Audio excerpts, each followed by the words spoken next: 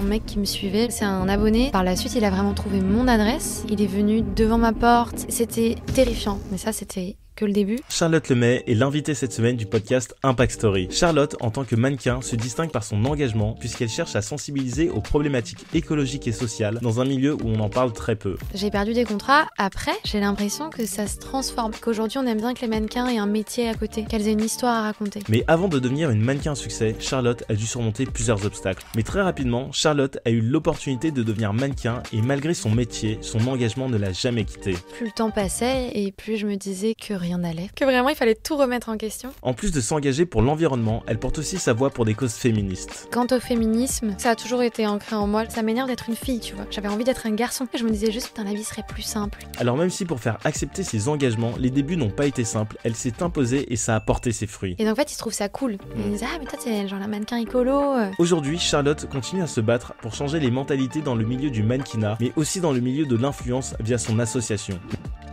Bienvenue sur Impact Story, le podcast qui part à la rencontre de ceux qui ont un impact positif sur le monde. Entrepreneurs, artistes, citoyens, sportifs, l'objectif est de comprendre leur parcours et leur motivation et d'entendre leurs conseils pour qu'on soit tous moteurs du changement. Bonne écoute. Bienvenue sur Impact Story, Charlotte. Merci de me recevoir. Je t'en prie. Écoute, la première question que je pose aux invités est particulière, mais elle permet justement, je trouve, de rentrer directement dans le vif du sujet. Est-ce que tu peux te présenter par ton plus gros échec ? Non mais cette question est beaucoup trop difficile. Je tiens à préciser que je préviens les invités en avance parce qu'elle peut être un peu flippante cette question. Mais carrément. Voilà. Bah, pour être honnête, je n'ai pas trouvé de plus gros échecs, mais c'est pas du tout prétentieux, c'est plutôt l'inverse. J'en ai tellement régulièrement, j'ai souvent cette sensation d'échouer, mais en fait, je crois que je le retiens pas dans mon système, tu vois. J'ai l'impression que c'est à chaque fois un moyen de rebondir, d'apprendre quelque chose. Enfin, c'est un peu cliché, mais c'est vrai en fait. J'essaie de ne pas m'arrêter sur les échecs et à chaque fois d'en faire quelque chose, d'apprendre quelque chose de cet échec. Donc, je me rappelle même pas du plus gros. J'en ai tout le temps, en fait. Ok, mais du coup, ce que tu disais en off, c'est que t'es très timide et que pour toi, parler devant tout le monde, bah, ça te fait peur, quoi. Et du coup, moi, la première fois que je t'ai vu, c'était au Change Now, à une table ronde, et je sais plus, il y avait une cinquantaine, voire centaine de personnes, et j'avais pas du tout ressenti cette peur du public, tu vois. Donc finalement, est-ce que, je sais pas, à un moment, la première fois que tu as pris la parole en public, bah, je sais pas, est-ce que tu as bégayé, est-ce que c'était un échec pour toi ? Bien sûr. Bah, typiquement, les prises de parole, ça va être toutes les fois où je vis des échecs et où c'est le plus dur à vivre au jour le jour. Tu vois, en fait, à chaque fois, c'est un énorme challenge. Et j'y suis allée step by step parce qu'il y a des choses que j'ai envie de partager, notamment sur l'influence et l'écologie. Et en fait, je trouve ça tellement dommage de s'arrêter à cette phobie à cette peur de parler en public, que j'essaie de me dépasser tout le temps. Donc oui, ça m'arrive tout le temps. Encore hier, j'ai dû participer à un meeting, j'avais un discours à préparer. C'est la première fois que je faisais ça, pour le coup, vraiment un discours de 5 minutes, chronométrie, machin. C'est que les fourmis. Ouais, exactement. Ouais, c'est pour le mouvement de Flora Gebali, les fourmis. Et j'étais très impressionnée parce que c'était sur une scène, un micro. Et pour le coup, là, on me posait pas de questions. Je commence à être habituée au format où on me pose des questions. Mais ce côté où tu dois remplir un peu le vide et t'es devant des centaines de personnes, il y avait plus de 300 personnes. Bah, en fait, j'ai pris mes notes. J'étais la seule à avoir pris mes notes, d'ailleurs. Donc, j'avais envie, mais de disparaître. Je sais que ça paraît fou pour quelqu'un qui n'a pas cette peur.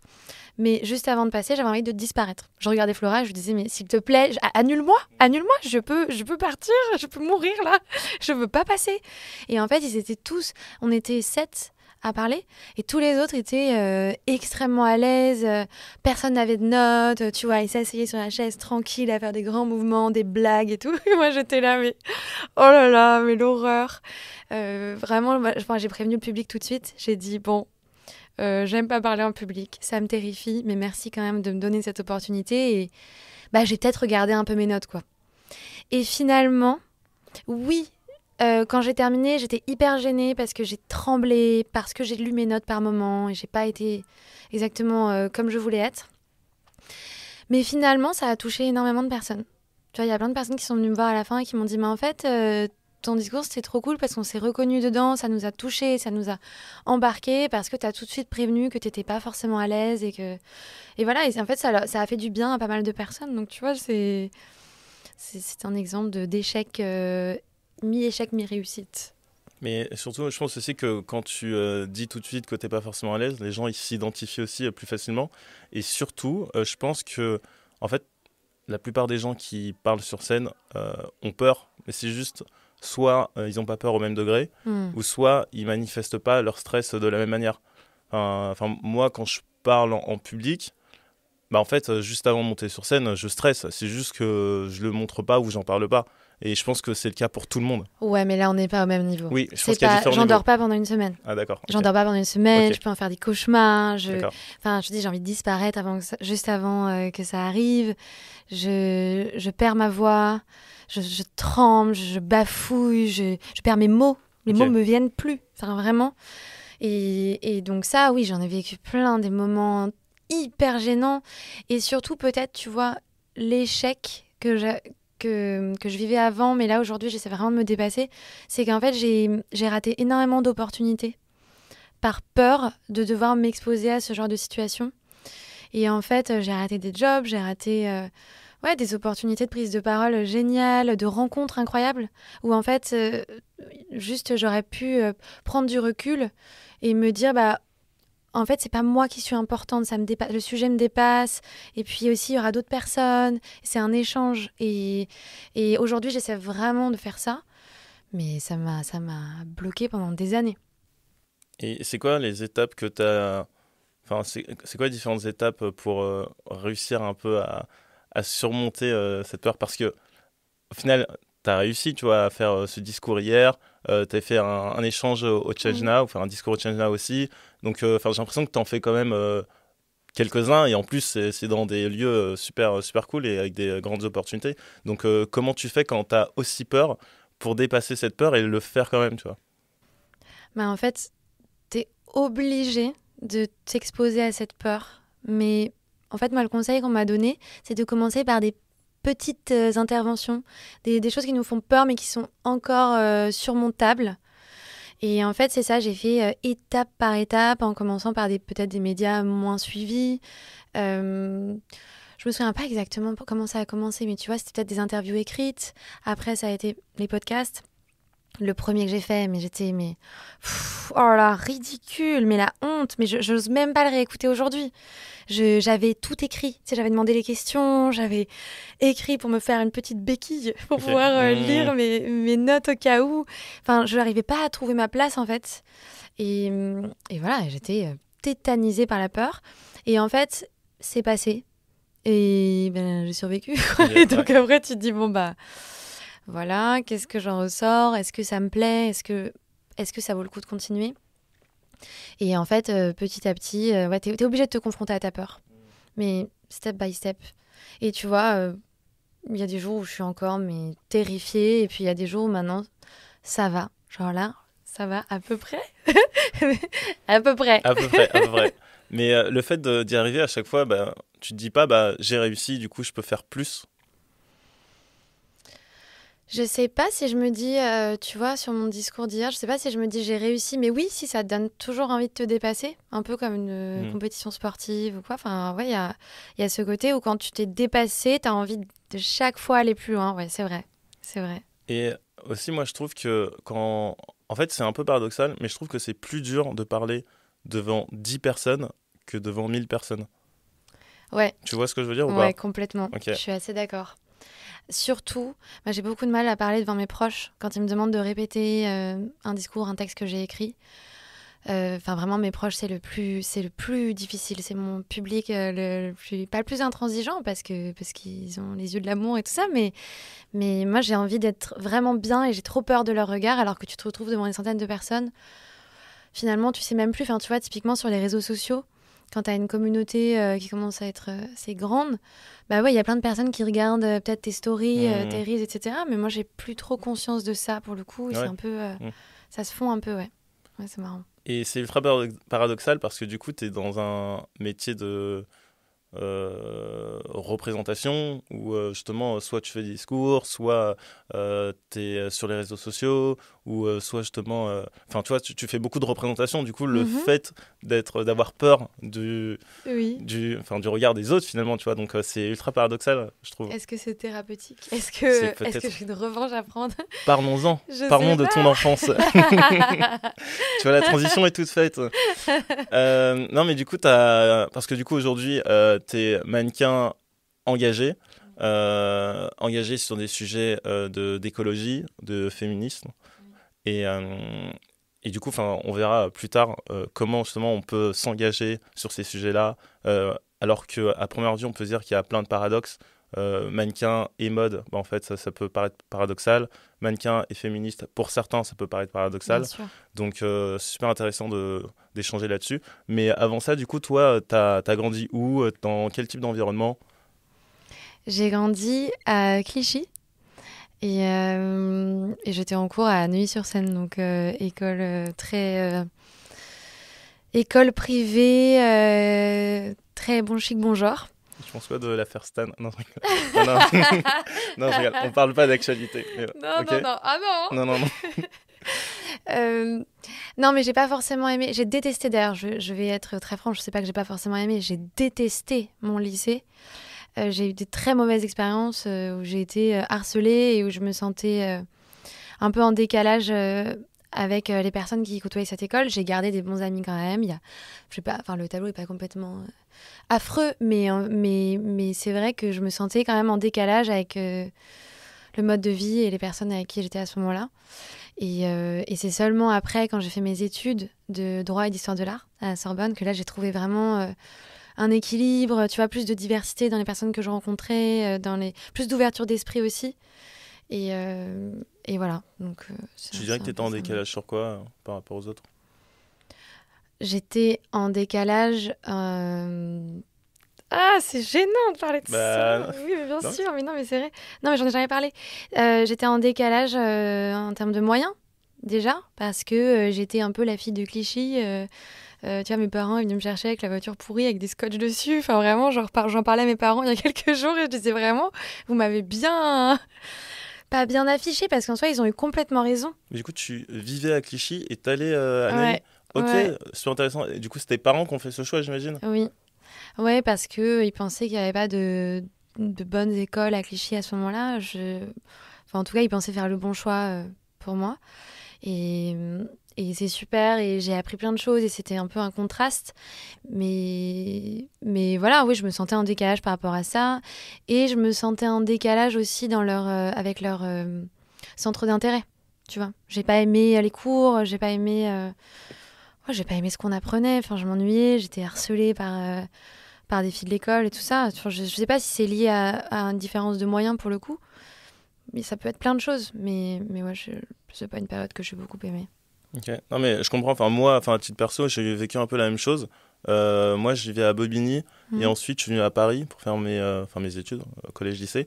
Et du coup, moi, je vis vraiment décalage vraiment très très fort entre la banlieue et Paris. Ouais. Et en fait, forcément, quand tu arrives, tu te rends compte que les centres d'intérêt sont différents, les moyens pour le coup sont totalement différents. Et forcément, c'est ultra frappant. Donc, je comprends parfaitement ce que tu veux dire. Ouais, c'est ça. Moi, mes copains, ils avaient peur de venir chez moi. Ils disaient, vraiment, je te jure, ils me disaient, on va se faire racketter et tout. Ok, non, je vois très bien. Ouais. Tu vois,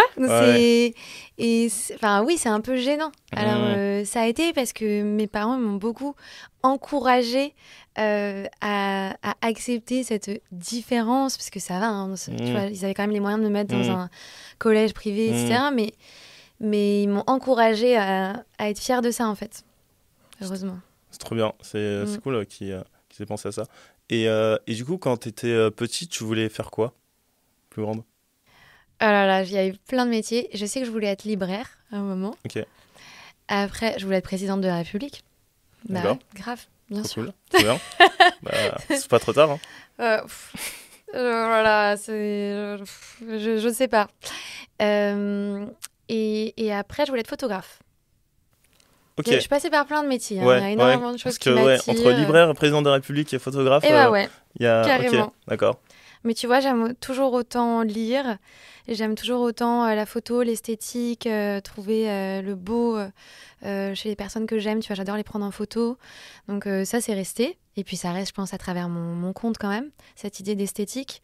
Et puis présidente de la République, écoute, je vise pas forcément présidente de la République, mais pourquoi pas la politique à un moment ou, enfin voilà, m'engager encore davantage, mais toujours pour plutôt l'écologie, je pense. Ok.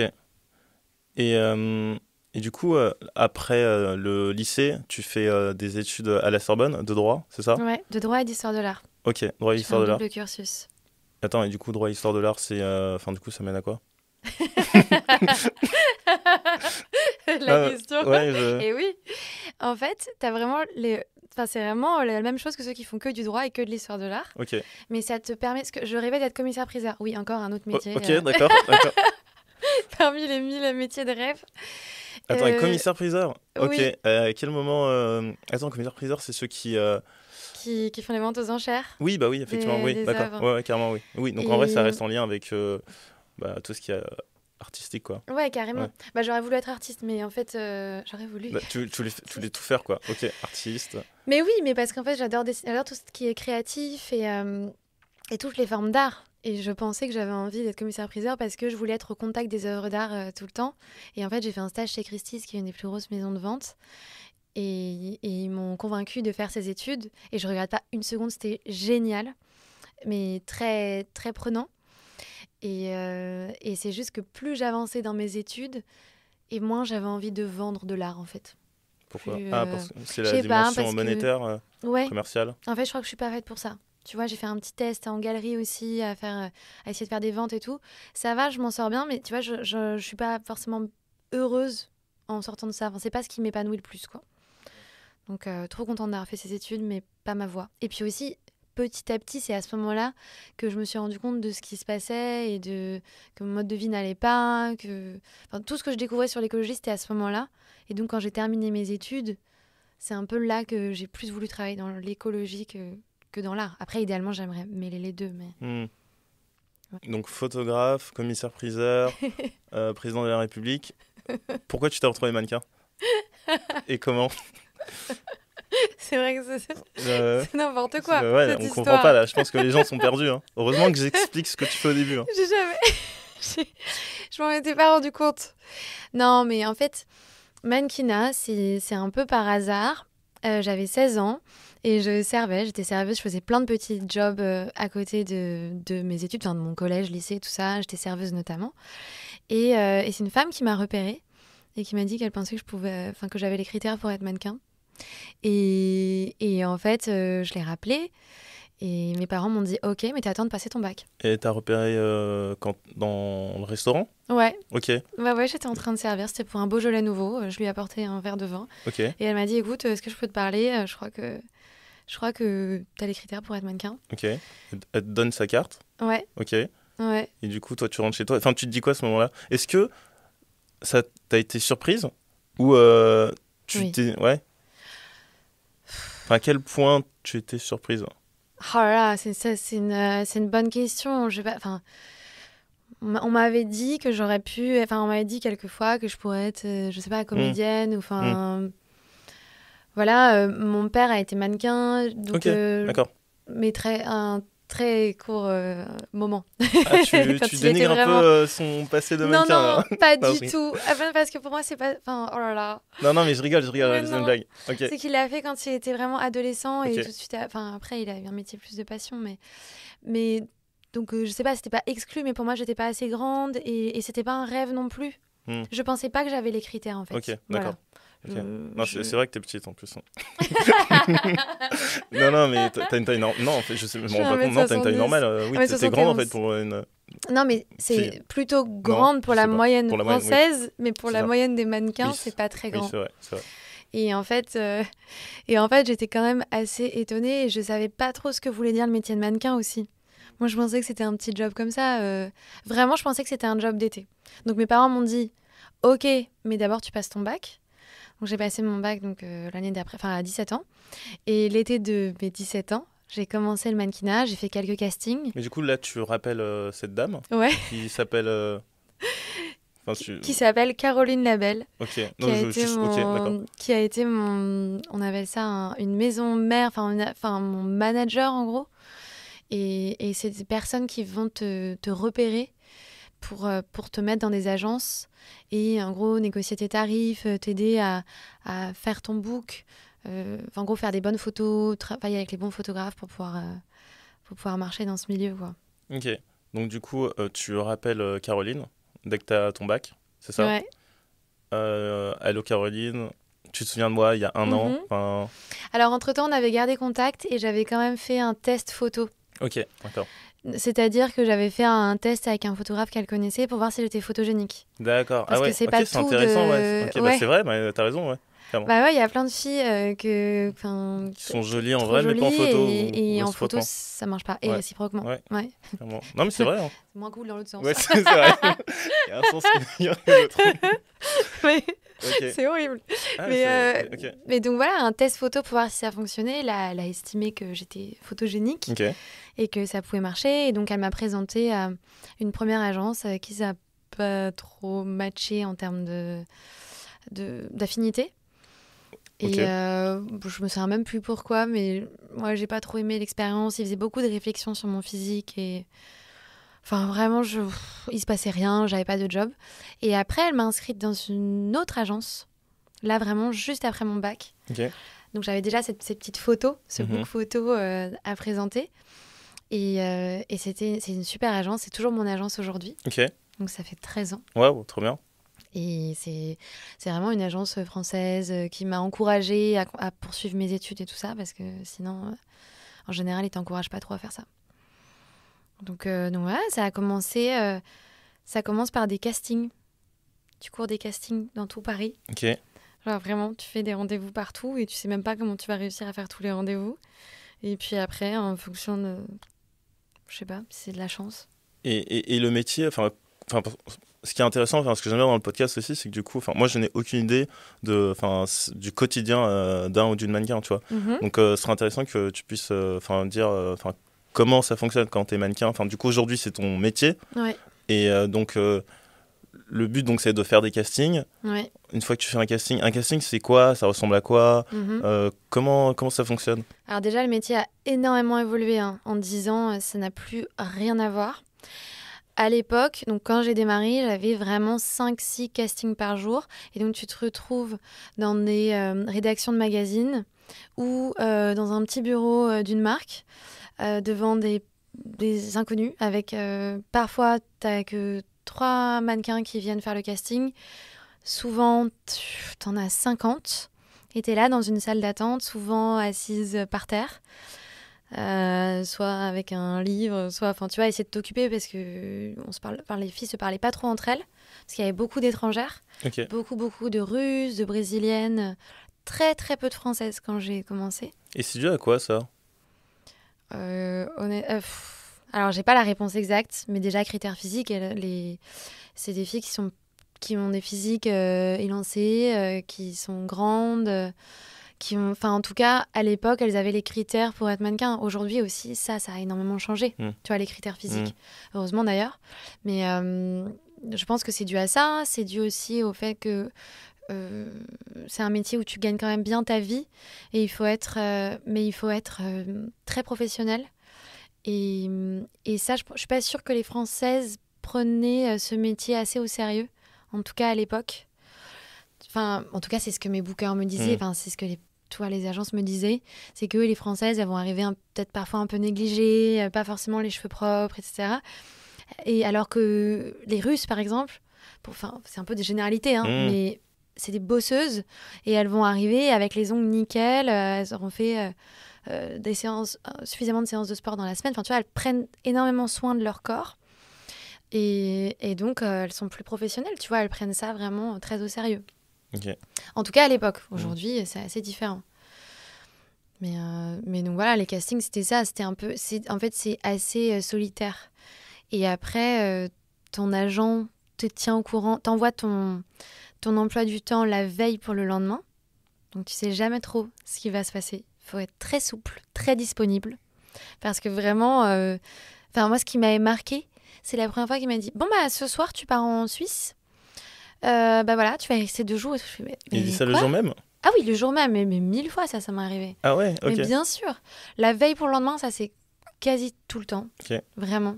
Ou même, à l'époque, je prenais beaucoup l'avion. Mhm. C'est plus dans le cas. Mais heureusement. Mais tu vois, ils te mettaient dans un avion le lendemain matin et en fait, tu sors de l'avion, tu n'as pas vraiment de pause. Tout de suite, on va t'embarquer pour des essayages, pour une manucure. Enfin, c'est un peu un tourbillon où tu dois être très disponible, ne jamais dire non. Ça aussi. Comme il y a énormément de concurrence et de filles qui veulent faire ça, en fait, c'est mal vu de refuser un job si tu es accepté pour ce job, quoi. Ok, même si je sais pas, les critères te correspondent pas, la marque, t'as pas envie de bosser avec elle, etc. Enfin, non, okay. Ça n'existe pas, ça. D'accord, genre, ok. C'est limite, on nous dit même pas pour quelle marque on travaille. Ouais, ok. Presque, hein. Vraiment, ça m'est déjà arrivé d'arriver sur un shoot et de faire « Ah ok !» Et il y a encore pas longtemps. Alors que maintenant, je suis quand même assez aguerrie.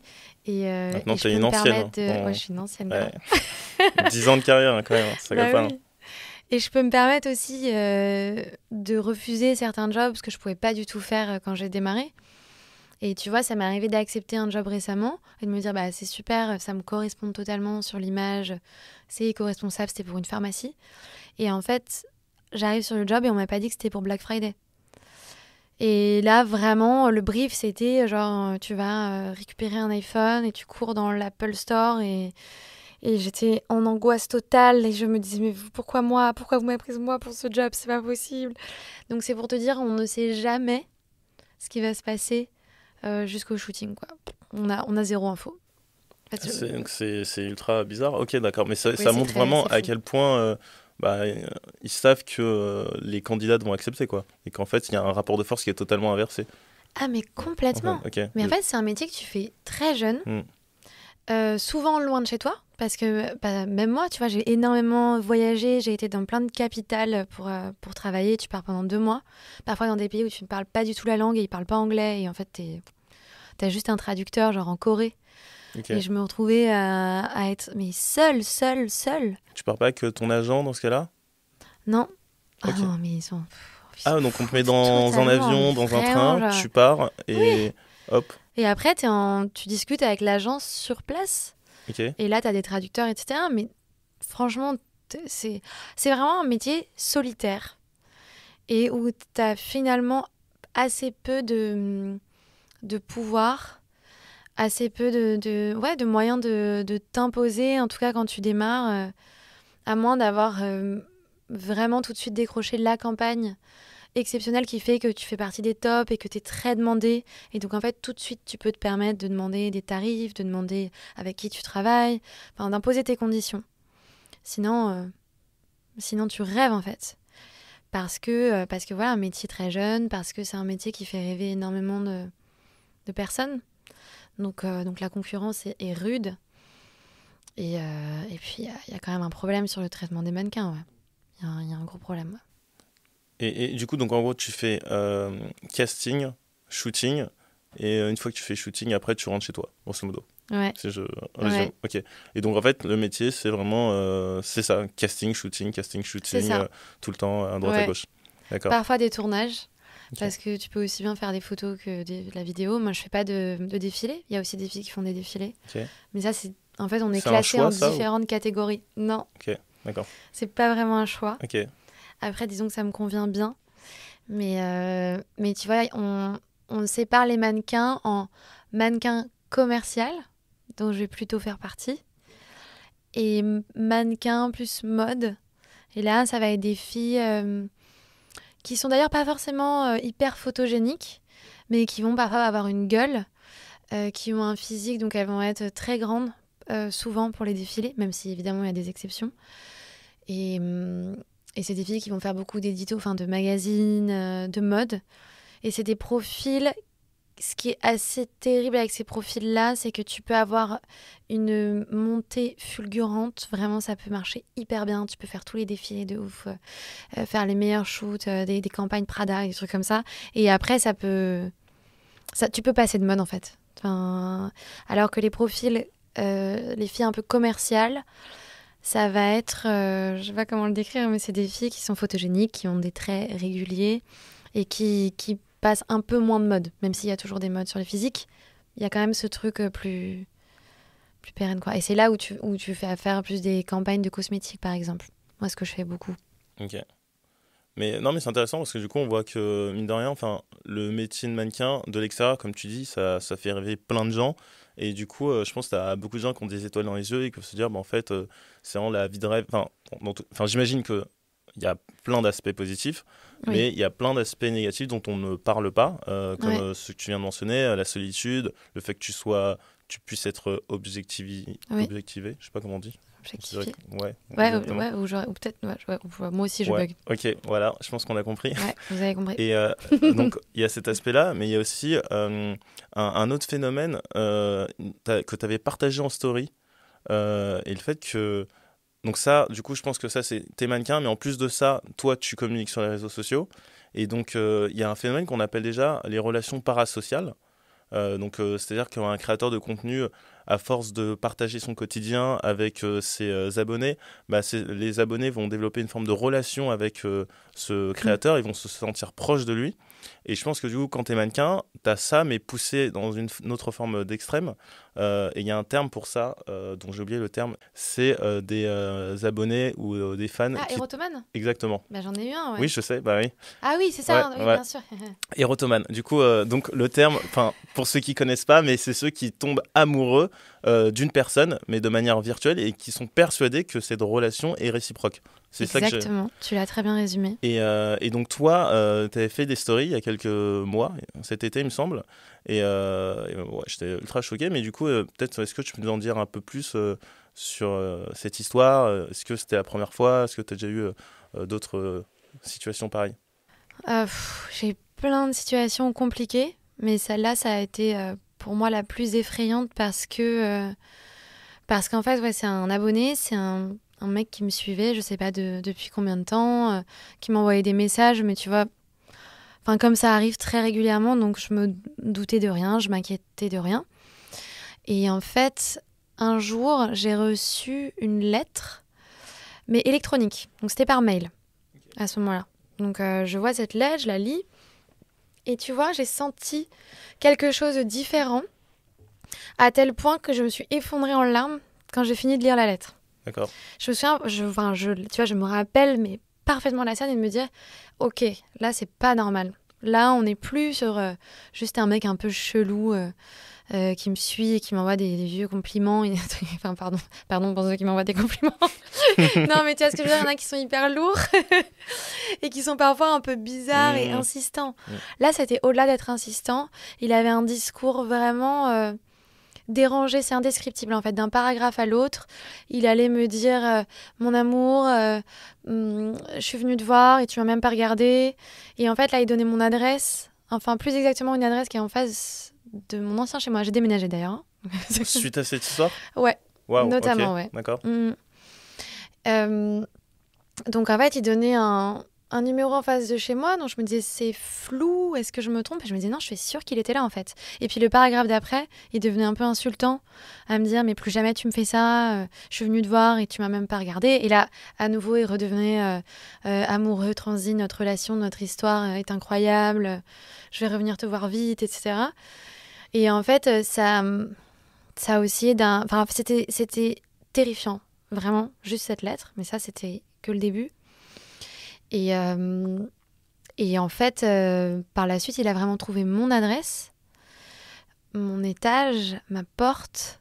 Et plusieurs fois, il est venu devant ma porte à m'attendre avec des fleurs. Et ce qui est terrifiant, c'est qu'il assume totalement, en fait, cette maladie, enfin cette pathologie, ouais.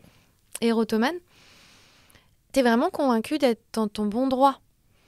Et donc, en fait, il me donnait son vrai nom. Tu vois, et il signé ses mots avec son vrai numéro de téléphone. Enfin, j'ai tout vérifié, tout sourcé. Et en fait, il attendait pendant des heures devant ma porte. Et heureusement, je ne l'ai pas croisé à chaque fois. Enfin, franchement, miracle. Tu l'as jamais croisé, ok. Je ne l'ai jamais croisé. On s'est toujours, tu vois, quand je vois ses lettres et ses messages, etc., on s'est toujours croisé en termes d'horaire à peu de temps. Donc merci ma bonne étoile de m'avoir préservée de... Ça a pu te faire tellement peur Mais d'arriver c'est voir quelqu'un que tu connais horrible. pas. Enfin, franchement, je dormais plus, surtout que j'ai vécu plein d'autres histoires. Et en fait, j'avais pas envie de le croiser. Enfin, tu vois, c'est même... Oui, Tu veux pas croiser c'est ton beaucoup plus amoureux, je fort comprends que pas. ça. Alors, toi, tu rigoles. Non, mais Je c'est suis allée horrible. voir la police Mhm. parce qu'un jour, il m'a déposé des fleurs, un mot et tout ça. Et mes voisins m'ont dit qu'il était resté pendant des heures et que surtout, il l'avait recroisé parce qu'il pensait que c'était un prétendant. Enfin, que c'est... c'est genre, j'ai plein de prétendants qui viennent devant chez moi. Non, mais tu vois, ils pensaient que c'était quelqu'un de tout à fait normal et sympathique qui venait, qui apparemment mettait de la musique devant ma porte et tout ça. Et à un moment, mon voisin est redescendu et il était à un autre étage, dans le noir, tout seul, à m'attendre, quoi. Et en fait, là, je me suis dit, ok, stop. Là, je pouvais plus dormir chez moi, c'était fini, j'étais terrifiée. Je suis allée voir la police. Et j'en étais pas à mon premier dépôt de plainte, malheureusement. Et cette fois-ci, encore, c'était pas terrible. Quand j'ai raconté l'histoire, il m'a dit devant tout le monde, parce qu'en fait, il te pose la question un peu devant tout le monde de pourquoi tu viens porter plainte. Et le policier m'a dit, ah bah vous avez de la chance, il vous offre des fleurs et il vous écrit des lettres. Ouais, non. C'est toujours... Ouais. T'as juste pas envie d'entendre ça, en fait. Bien sûr.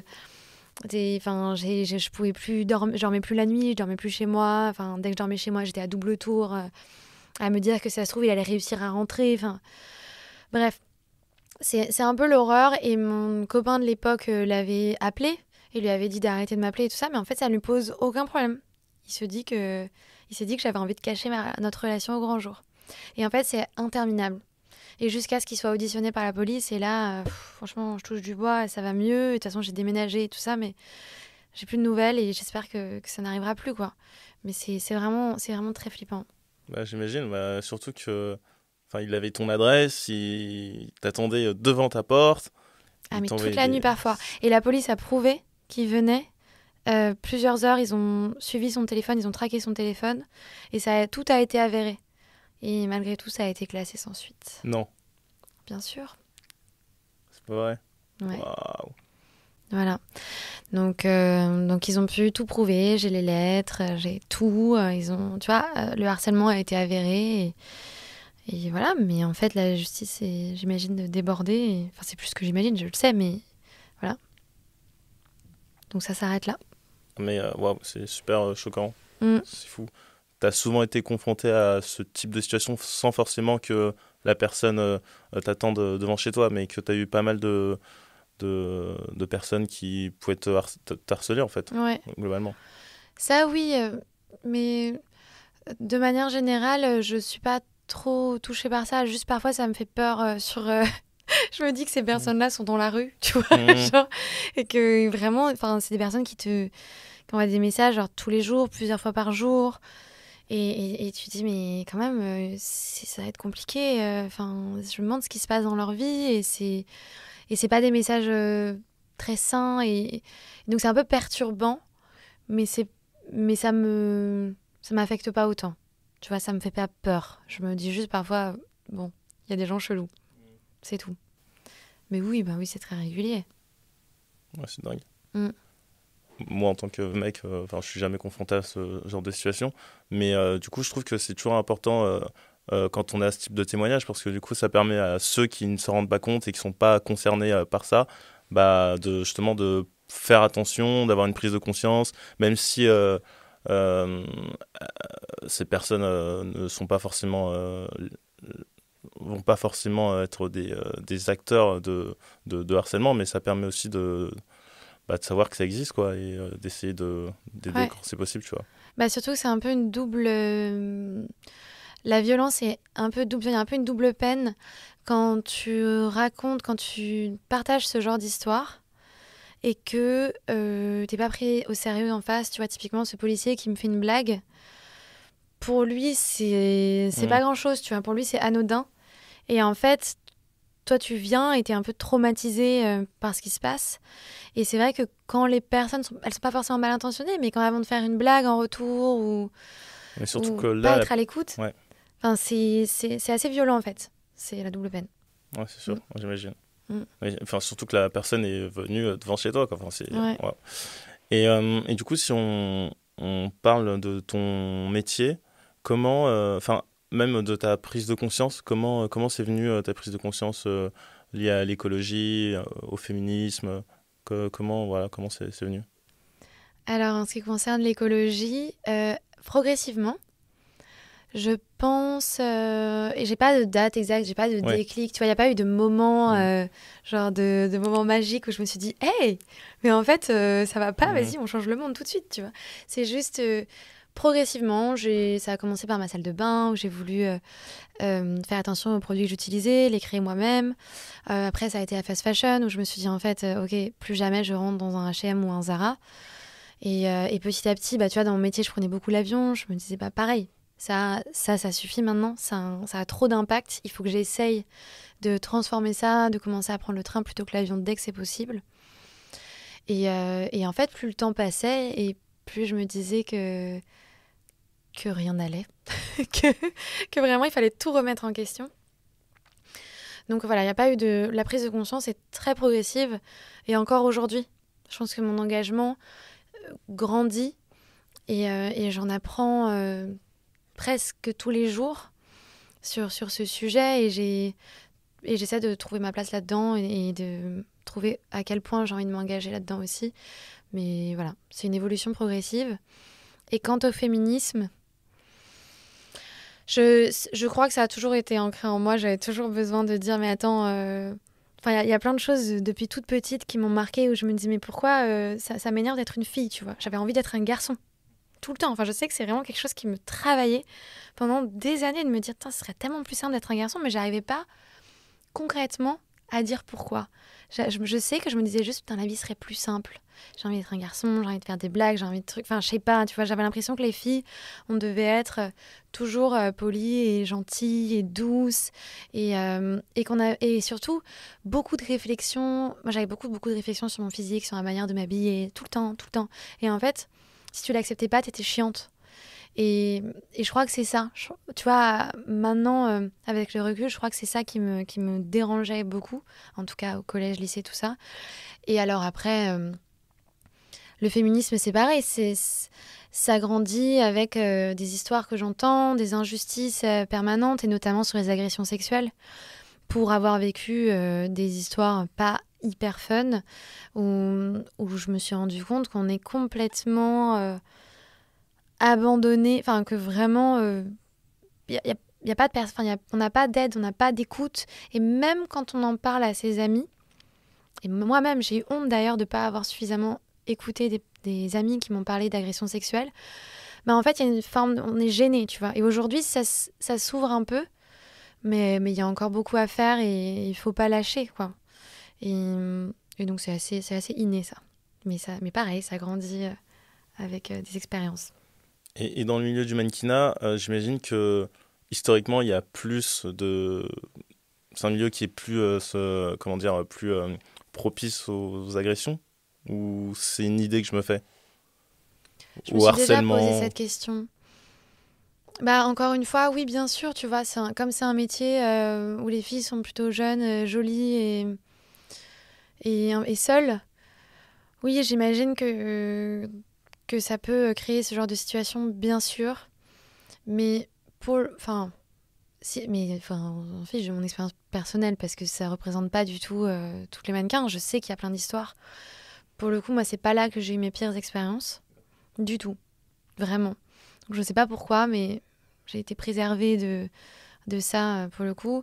Et je crois vraiment que ça peut arriver dans n'importe quel milieu et contexte, en fait. J'en doute pas, mais je me disais juste, peut-être que dans certains milieux, il y en a plus que d'autres, tu vois. Je me posais la question, mais Oui, certainement. J'ai pas jamais vu de chiffres là-dessus. Et c'est vrai qu'il y a pas mal d'histoires avec les mannequins, c'est sûr. Mais voilà, ça, je peux pas trop en témoigner, en tout cas. et comment on fait pour être une mannequin engagée? Donc tu disais moins prendre l'avion. Ouais. C'est quoi les autres étapes que tu as suivies progressivement? Ah, déjà, ça, c'est un big step. Ouais, j'imagine. Vraiment. Parce Genre, que tu dois perdre des imposer. contrats, j'imagine. Ouais. Ouais. Et vraiment, j'ai essayé d'imposer à mon agence et à mes agents en leur disant, mais en fait, là, il y a une autre solution. Je peux prendre le train, donc je vais prendre le train. Ça va peut-être me faire terminer un petit peu plus tôt parce que bah, tu t'enchaînes les jobs et donc enfin, l'avion est plus facile pour les clients. parfois moins cher, bien sûr.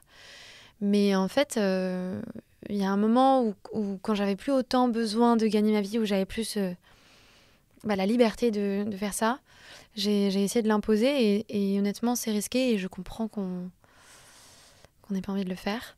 Donc c'est surtout l'avion. Après, ça va être refusé les contrats de fast fashion.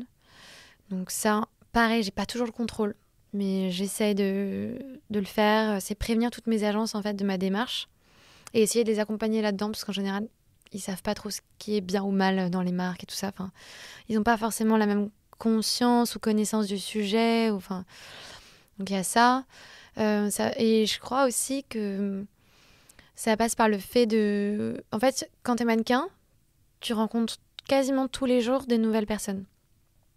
Presque sur chaque shooting, t'as une nouvelle marque, un nouveau photographe, une nouvelle maquilleuse, un nouveau styliste. Enfin, tu vois, c'est à chaque fois des équipes énormes. Et donc, ça passe aussi par les discussions, j'ai l'impression, que tu peux avoir avec toutes ces personnes. Donc, pour le maquillage, ça a été des discussions avec des maquilleuses sur les produits qu'elles utilisaient et sur le choix des stylistes, sur leurs vêtements, etc. Donc, en fait, c'est à chaque fois, c'est des petites graines, c'est vraiment des petites choses, mais où ça permet d'ouvrir la discussion et ce sujet d'écologie dans la mode, quoi, qui est vaste. Et quand tu fais ça, du coup, j'imagine que tu perds plus de contrats, t'as moins d'opportunités. Et comment les gens autour de toi, ils le prennent? Je sais pas, ton agent, les agences. Honnêtement, quand j'ai demandé à faire ça, je pense que c'était en 2018 ou avant même. Et ça n'a pas été très bien pris. Ça n'a pas été compris par mes agents. Ils voyaient en fait aucune opportunité financière pour eux et ils comprenaient pas en fait ce choix. Ils le comprennent pas, ils le comprennent toujours pas parce qu'ils sont pas particulièrement engagés et que n'ont pas la même vision. Donc honnêtement, c'est pas facile. J'ai perdu des contrats. Après, aujourd'hui, j'ai l'impression que ça se transforme. Mais vraiment là, très récemment. Très très récemment, les agences, tu vois, aujourd'hui, quand je te dis que le métier a beaucoup évolué, c'est qu'aujourd'hui, on aime bien que les mannequins aient un métier à côté, qu'elles aient une histoire à raconter. Avant, vraiment, tu faisais un casting, c'était bonjour, quelles sont tes origines, t'as quel âge, merci, au revoir. Vraiment, ça s'arrêtait là. Là, aujourd'hui, on va déjà te demander tes réseaux sociaux, on va te demander quels sont tes hobbies, tu vois, c'était un autre métier, etc. C'est valorisé. Okay. Et donc, depuis peu, mon agence apprécie ça. Mais vraiment, ça fait quelques mois. Donc, c'est pour dire. Tu vois. C'est tout récent, quoi. Et donc, en fait, ils trouvent ça cool. Ils disent, mais toi, c'est genre la mannequin écolo. Ok, ouais, j'en ai parlé à mon client, machin. Enfin, tu vois, pour te placer sur des trucs. Et maintenant, ils s'en servent un petit peu comme un atout, mais c'est le début. Donc, ce qui était un défaut, entre guillemets, pour certaines agences, c'est devenu une force aujourd'hui. Ouais. Ok. C'est en train d'évoluer et ça montre juste que les mentalités changent et que même les marques aussi ont cette demande maintenant. Et je crois que ça plaît à certaines marques, cet engagement. Mais ça aura mis du temps, ouais. Je suis forcément passée par des phases de moins facile, moins fast. Et si on parle un peu de féminisme dans le milieu du mannequinat, c'est quoi les évolutions que tu as vues au cours des 10 dernières années et comment ça se passe aujourd'hui, tu trouves? Oh là là, il y a encore beaucoup à faire. Alors les évolutions, il y en a plein de petites, tu vois, on voit plus de diversité des corps, d'origine, surtout pour la lingerie et les maillots de bain. Tu vois, c'est vraiment les marques de lingerie et de maillots de bain qui ont initié ce changement. Ces différences de poids, même tu vois, les vergetures, la texture de la peau, etc. Tout ça, c'est en train d'évoluer et c'est super, évidemment. Mais on en est encore loin, hein. On en est encore très loin et je sais pas trop quoi penser parce qu'à la fois, je comprends que les marques cherchent un standard tout simplement pour pouvoir rentrer dans leurs vêtements, tu vois, tout simplement pour des raisons pratiques. Mais tu vois, pour voir la différence aujourd'hui, enfin là je mélange un peu les sujets, mais pour voir la différence aujourd'hui de traitement en tant qu'influenceuse et en tant que mannequin c'est le jour et la nuit, en fait. T'arrives sur un shooting pour une marque en tant que mannequin, on connaît presque pas ton prénom. Enfin, j'exagère sur certains jobs, bien sûr. Hein. Là, c'est une caricature, mais c'est arrivé. Et ça arrive ça arrivait en tout cas qu'on parle devant moi comme si je n'étais pas là, à 1 mètre de moi, comme si je parlais pas français, parce qu'encore une fois, habituée au fait que les mannequins sont pas souvent françaises, etc. Vraiment, on te prend pas en considération une seconde, tu vois. J'avais peur de demander une pause, jamais on me demandait mon avis sur quoi que ce soit. Mais alors là, premier job d'influence où c'était un shooting, ils m'ont dit « Ça va, t'aimes bien ton make-up ?» Déjà, j'ai fait « Quoi ?» Genre, ça vous intéresse ce que je pense? C'est trop bizarre. Et après, ils m'ont dit, t'aimes bien la lumière, ta tenue et tout. Vraiment, j'ai dit, genre, waouh, qu'est-ce qui se passe? Alors que, pourquoi pas? Enfin, je veux dire, mais après, c'est un autre extrême aussi, hein, où là, on te demande tout et on vérifie que tu vas bien toutes les 5 minutes et on t'offre des cadeaux, etc. C'est un peu 2 extrêmes, mais toujours dans ce côté métier d'image, d'apparence, de donner envie, de créer du désir, d'acheter un vêtement, un truc, un machin. Mais il y a vraiment une différence de traitement. Et j'avoue que je m'en rendais pas compte avant de découvrir d'autres métiers, en fait, comme maintenant. Mais la parole des mannequins n'est pas trop prise en compte. Et ça me gêne un petit peu, ouais. Donc encore beaucoup de choses à améliorer. Oui. Ouais. Et est-ce que tu veux me parler de Aware Collective? C'est collectif. Oui, absolument. Yes. Alors, Aware Collective, c'est une asso que j'ai créée il y a 1 an et demi pour sensibiliser les influenceurs à l'éco-responsabilité. Et l'idée, c'était de reprendre les codes des voyages de presse, mais pour faire des classes, des cours sur l'écologie. Donc, en fait, on part 3 jours en voyage, enfin un voyage trop cool. À Dubaï. Train. Non Mais non, en train, bien évidemment. Là, on est parti à chaque fois avec une chef végane. Et en fait, on essaie que le voyage soit éco-responsable sur tous les aspects, de l'expliquer au fur et à mesure, bien sûr. Même si beaucoup des influenceurs qui viennent sont déjà conscients de tout ça, parce qu'ils ne sont pas rémunérés pour venir à ces voyages. Donc, s'ils viennent, c'est qu'ils ont un minimum, une conscience écologique. Après, on choisit un thème par voyage. Le premier était sur la mode éco-responsable et le deuxième sur le vin et l'alimentation face au changement climatique. Et on a des intervenants à chaque fois spécialisés sur le sujet choisi et on approfondit ce sujet pendant 3 jours pour donner des clés pour pouvoir parler de ce sujet un peu en connaissance de cause. Tu vois, si jamais ils sont attaqués parce qu'ils en ont parlé pendant ce voyage, ils auront des chiffres concrets. Tu vois, il y aura à la fois les chiffres impactants. Le premier jour, c'est plutôt ça. C'est un peu la claque, tu vois. C'est un peu la classe où tu te rends compte que ça va pas trop. Après, il y a quand même des moments de nature où juste on se rappelle pourquoi on a envie de se battre, évidemment, parce que c'est assez essentiel d'avoir ça aussi. Et après, tu as un peu le moment solution, où on va aussi rencontrer des acteurs qui vont proposer des solutions dans le domaine choisi. Donc dans la mode, par exemple, c'était un atelier de jeans qui fabrique en France et en famille depuis plus de 100 ans, qui sont juste incroyables. D'ailleurs, Atelier Tuffry, je les cite tout le temps parce qu'ils sont géniaux. Ils sont passionnés par leur sujet et c'est hyper inspirant. Donc voilà, il y a un peu un mélange de tout pour donner des clés aux influenceurs pour pouvoir parler de ce sujet ou en tout cas peut-être mieux choisir leur partenariat. Tu vois, ils n'ont pas d'obligation de poster. Il n'y a pas d'obligation de résultat en fait. Mais il se trouve qu'à chaque fois, ils ont eu envie de partager ce qu'ils apprenaient. L'idée, c'est de parler d'écologie sans forcément utiliser le mot écologie. Tu vois, c'est en parler de la meilleure manière possible pour ne pas se faire critiquer, même si tu seras toujours critiqué en tant qu'influenceur. Si tu parles d'écologie, c'est évident. Mais en fait, moi, je cherche des moyens d'en parler sans être culpabilisante, sans être donneuse de leçons. Et c'est ça qu'on partage ensemble pendant ces voyages. Mais je trouve ça bien ce que tu as dit, parler d'écologie sans dire le mot écologie ou sans dire que c'est de l'écologie. Parce que justement, c'est beaucoup plus fort de montrer que ça s'inscrit dans un mode de vie naturel, que on n'ait pas le sentiment de forcer, on n'a pas le sentiment que l'influenceur force. Et s'il arrive à nous montrer que c'est ultra naturel pour lui, bah en fait, ça deviendra naturel pour nous. Et en fait, ça sera beaucoup plus fort et le message sera transmis de manière plus simple quoi, et plus fluide. Mais tu connais On est prêt? Ouais, bien sûr. Bah, du coup, ça me fait penser un peu à ça. Ils font, justement, j'avais participé à une résidence comme ça, avec Cool. une dizaine de créateurs de contenu. Et l'idée, voilà, nous, le thème, c'était la pollution plastique. Et donc, tu avais, je sais plus, la moitié des influenceurs qui étaient déjà sensibles au sujet et la moitié qui ne l'étaient pas du tout. Et donc, voilà, sur un week-end, en France, on était parti pareil en train.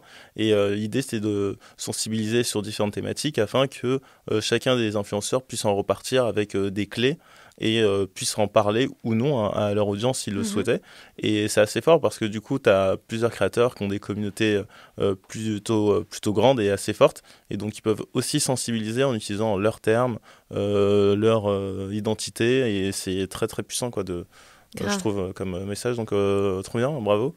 Ouais, d'ailleurs, je pense on va collaborer avec On est prêt. Tu vois, on en a déjà discuté. C'est aussi hyper cool ce qu'ils font.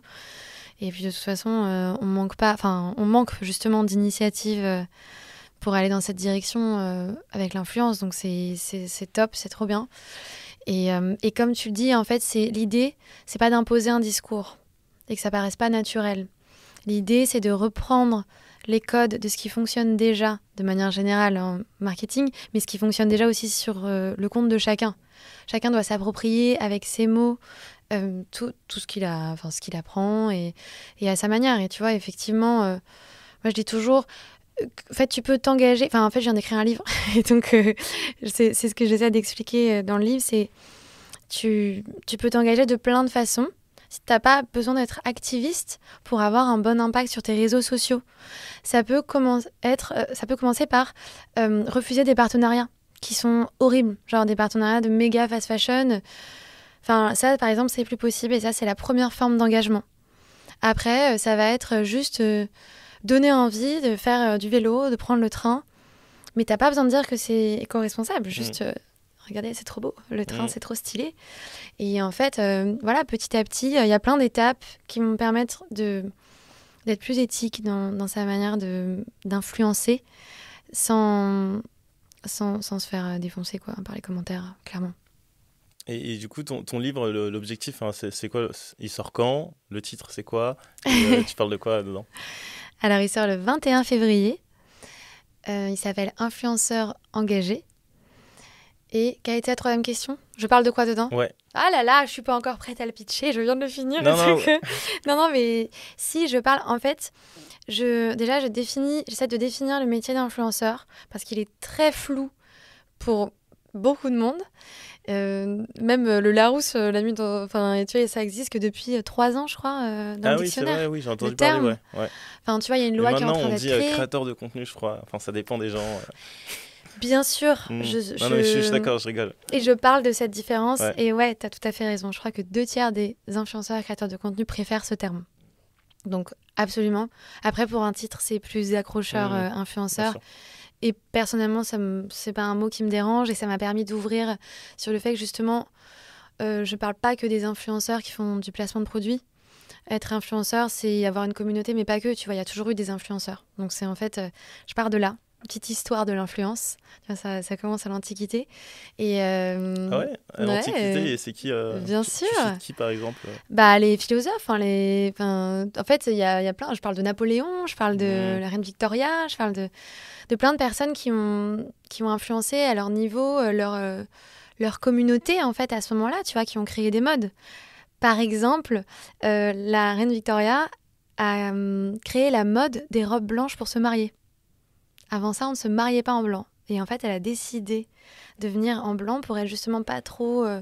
Enfin, ça, c'est la légende, tu vois.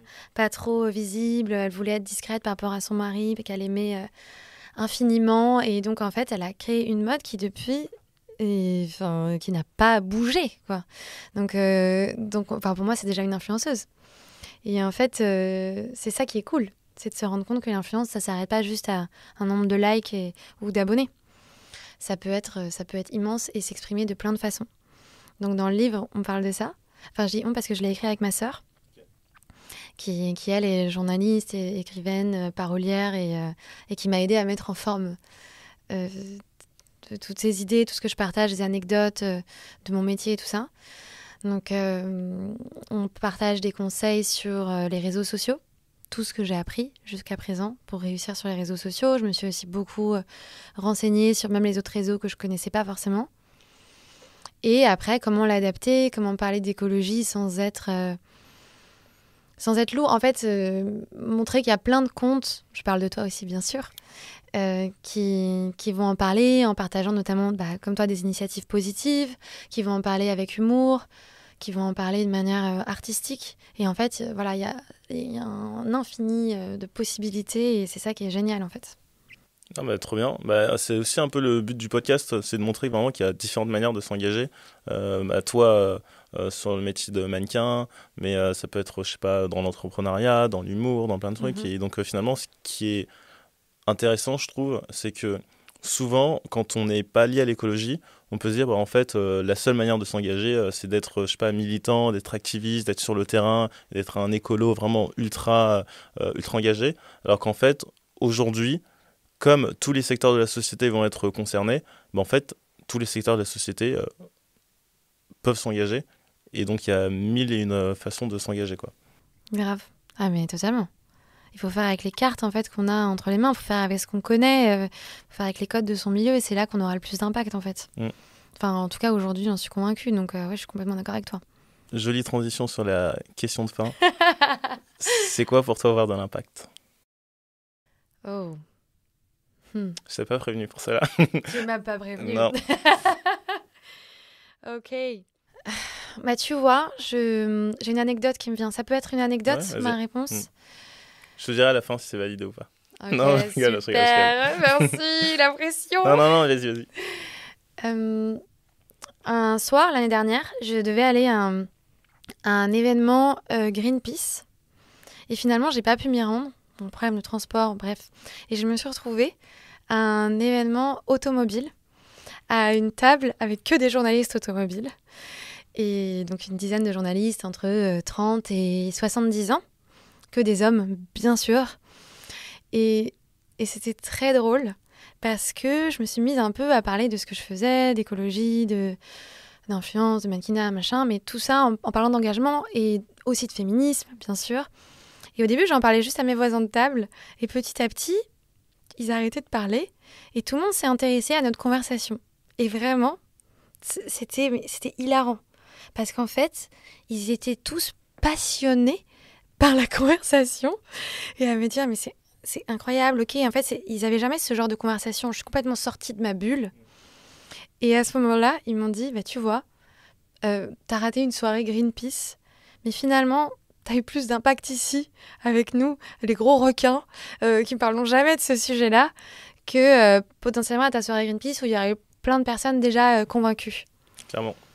Et donc, en fait, pour moi, tu vois, quand tu me parles d'impact, je pense à ça, c'est s'ouvrir à des milieux et à des personnes à qui on n'a pas forcément l'habitude de parler et réussir à être suffisamment justement ouvert pour créer le dialogue et pas se fermer et pas juste tu vois, se confronter et pas réussir à communiquer, même si on a des avis complètement différents et même si on a des parcours différents. Voilà. Anecdote 100% validée. Non, trop cool. Anecdote 100% validée. Non, vraiment, je suis 100% d'accord avec toi. Et en fait, c'est un truc que je dis souvent, mais tu vois, c'est pour les tables rondes. Moi, j'en fais. On m'en propose souvent et je le fais pas spécialement parce que.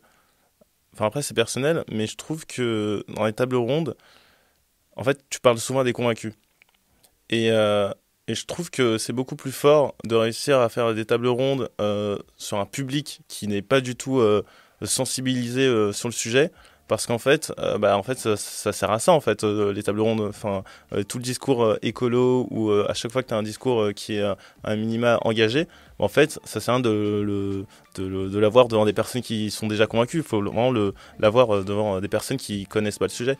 Et donc, du coup, là, cette anecdote, c'est vraiment l'illustration parfaite de de l'impact et de voilà à quoi ça sert tout ça quoi. Non, mais c'est trop drôle et il m'en parle encore aujourd'hui. J'ai déjà recroisé ces journalistes et tu vois, c'était un moment spécial pour eux. Donc ouais, voilà.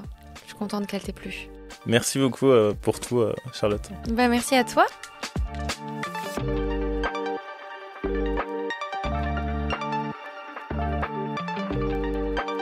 Vous êtes encore là ? Ah, trop bien, j'ai encore un truc à vous dire. Alors si vous avez aimé l'épisode, n'hésitez surtout pas à en parler autour de vous, à partager et surtout à nous mettre 5 étoiles. On dirait pas comme ça, mais c'est hyper important. Alors, je compte sur vous ?